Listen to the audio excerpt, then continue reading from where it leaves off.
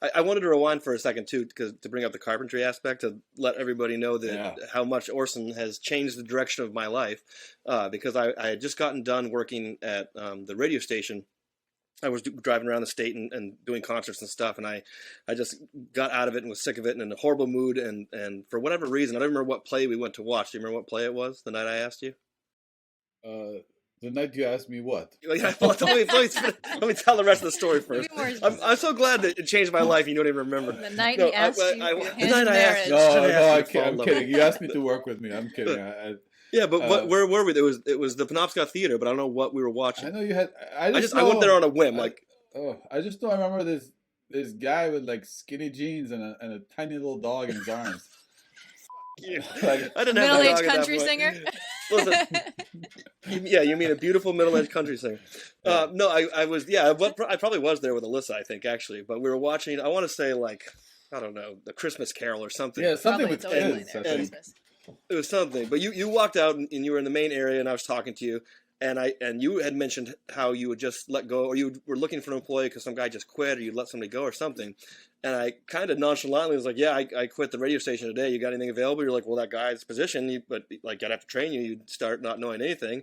And I said, sure. And so I went to apprentice with you thinking, we both had said like a few weeks, couple months, whatever. And it ended up being almost a year, which I would have continued doing, but you got so sick of me that you had to move away to Portland and leave me behind. Yeah. This guy, but the reason it changed my life so much is apprenticing with Orson. I learned to do carpentry, which then gave me the confidence to start buying single family homes to renovate and rent, and that's pretty much what I do now for a living. Nice. So it's really weird to think if I hadn't seen you that day at the Penobscot Theater, then who knows what the hell I'd be doing. I'd be living in a squatting place in Brooklyn. Write out a check to Bondeco, okay? Listen, if you ever get into hard times, you can always come sleep in my basement. I'll save a little mattress for you. That's great. He doesn't have a basement, so he's lying. Oh, it's a slab. But seriously, Orson, I want you to know it was a great time. And something else I wanted to mention too, and people that work in the industry know sometimes you don't get paid. Sometimes people that are not, I don't mean the bosses, but you go to job sites, they don't pay. There were a few times with Orson where I didn't realize he wasn't getting paid. We had done a job for multiple weeks, and he would always make sure I got my paycheck before anybody. Well, there was just two at the time, but I mean before himself. As well, and that's something that is just, I think, speaks to your character, and once again was something I really needed at that juncture in my life. So thanks again for teaching me how to be a carpenter and making sure I got paid. It really meant the world to me at the time. So how did you guys meet? Did you meet in the lobby at the play? No, I knew he's world famous in Bangor. He's known as Pigeon, or Pigeon, if you want to say the French way. He used to sell T-shirts. I also filmed him doing some wheat pasting, is how he got some notoriety, because he was big on the homeless people in town having nowhere to sleep. So there'd be a lot of empty buildings that were rotting away in Bangor. Sadly, there still are. So you might want to come back and do this again, Orson. But he would wheat paste on the plywood that they had put on the buildings to keep the homeless from going in, and would make the news because, of course, it was art and looked cool, but it was also making a statement of like it made it something that was a sore thumb, stand out more, and looked a little more beautiful for the neighborhood, but also call attention to the fact like, why do we have people sleeping in sleeping bags when it's negative 3 degrees outside and there's just empty houses, old Victorian homes rotting away. So I knew who Orson was, and he kind of knew me a little bit from Kabang and stuff too. Back in the day, so we knew each other.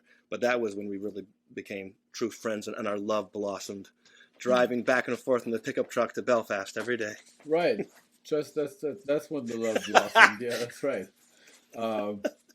Yeah, and it never really took fruit, did it? No, it did for one fruit. Of us. Yeah. Yeah. No, I loved having you as my helper. It was fun. It was fun to have somebody to abuse. Well, that was my next question. Was I'm by far your favorite employee of all time, right? Well, it's a tie. No, but I really like working with you.